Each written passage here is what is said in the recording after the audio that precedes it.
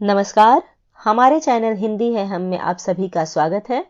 आज का हमारा पाठ है गिल्लू, जो 9वीं कक्षा की हिंदी पाठ्य पुस्तक संचयन का पहला पाठ है। इसकी लेखिका है महादेवी वर्मा। इससे पहले भी मैं इस पाठ को महादेवी वर्मा के जीवन परिचय के साथ व्याख्या सहित पढ़ा चुकी हूँ। वो वीडियो काफी लंबा भी हो गया है, करीब 22-23 मिनट का वीडियो है, पर आज मैं केवल इस पाठ का सारांश बताऊंगी। तो अगर आपको विस्तृत में इस पाठ को पढ़ना है तो आप मेरे पुराने वाले वीडियो पे जा सकते हैं, जिसका लिंक डिस्क्रिप्शन में दिया हुआ है, या आई बटन पे क्लिक करके भी उस वीडियो पर जा सकते हैं। और अगर आपको इस पाठ का सारांश जानना है तो वीडियो के साथ बने रहें। इस पाठ में महादेवी वर्मा ने एक छोटे से जीव गिलहरी, जिसको उन्होंने पाला था और उसका नाम गिल्लू रखा था, उसी का वर्णन किया है कि किस प्रकार एक छोटा सा जीव भी मनुष्य के व्यवहार को अच्छी तरह समझता है। अगर हम उसे प्यार और स्नेह देते हैं तो वो भी अपना स्नेह जताता है। तो चलिए कहानी पर चलते हैं। एक दिन लेखिका अपने बरामदे में खड़ी थी तो अचानक उनकी दृष्टि एक गिलहरी के छोटे से बच्चे पर पड़ी, जिसे कौवों ने अपनी चोंच से मारकर गिरा दिया था और वो अचेत अवस्था में पड़ा हुआ था। शायद ही वह जीवित बच पाता, परंतु लेखिका महादेवी वर्मा उसे धीरे से उठाकर अपने कमरे में ले गई। उसके घाव को पोंछकर उस पर पेनिसिलिन का मरहम लगाया। फिर रुई की पतली बाती दूध में भिगोकर उसे दूध पिलाने की कोशिश करती। इस प्रकार तीसरे दिन तक गिलहरी बिल्कुल स्वस्थ हो गया। लेखिका ने उसका नाम गिल्लू रखा। उसके लिए एक फूल की डाली में रुई बिछाकर उसे तार से बांधकर खिड़की में लटका दिया।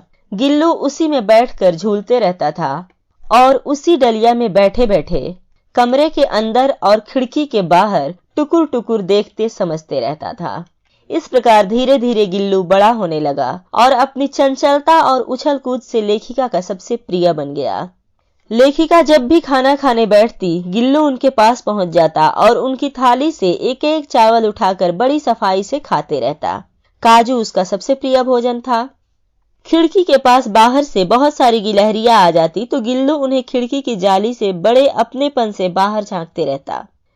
तब लेखिका ने महसूस किया कि इसे मुक्त करना भी आवश्यक है, ताकि अपनी जाति के साथ उसका स्वाभाविक विकास हो सके, और उन्होंने खिड़की से कीले निकालकर जाली का एक कोना खोल दिया, जिससे कि गिल्लू उस रास्ते बाहर जा सकता था। और सचमुच उसने बाहर जाने पर एक आजादी की सांस ली, जिसे कि लेखिका ने भी महसूस किया।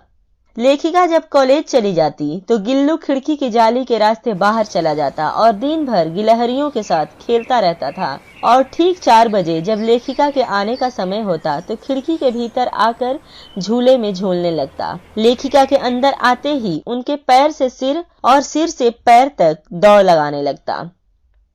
लेखिका जब लिखने बैठती तो उनका ध्यान आकर्षित करने के लिए गिल्लू उनके पैर तक आता, फिर सर से पर्दे पर चढ़ता उतरता, जब तक कि लेखिका उसे पकड़ने के लिए उठ नहीं जाती थी। उनको चौंकाने के लिए कभी फूलदान के फूलों में छिप जाता, कभी पर्दे की चुन्नट में, तो कभी सोन जूही की पत्तियों में छिप जाया करता था। एक बार जब लेखिका की तबीयत खराब थी तो गिल्लू उनके सिरहाने बैठकर अपने नन्हे नन्हे पंजों से एक सेविका की तरह उनके बालों को हौले हौले सहलाते रहता था। इस प्रकार 2 वर्ष का समय कब गुजर गया पता ही नहीं चला, और गिल्लू का भी अंत समय आ गया था, क्योंकि गिलहरियों का जीवन काल भी 2 वर्ष से अधिक नहीं होता है। एक दिन गिल्लू दिन भर खाया पिया नहीं, न ही बाहर कहीं गया। रात में उसका शरीर ठंडा पड़ गया।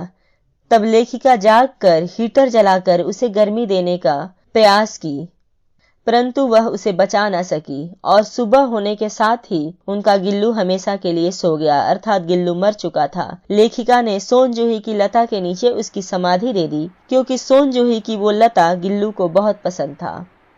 तो इस कहानी के माध्यम से महादेवी वर्मा ये संदेश देना चाहती है कि कई बार जब हम पशु पक्षियों या जीव जंतुओं को पालते हैं तो उनकी आजादी को भूल जाते हैं। हमें उनसे उनकी आजादी, उनकी स्वच्छंदता का भी उतना ही ख्याल रखना चाहिए जितना कि हम अपने लिए सोचते हैं। हमें हर छोटे बड़े जीव के प्रति सहृदय और संवेदनशील होना चाहिए।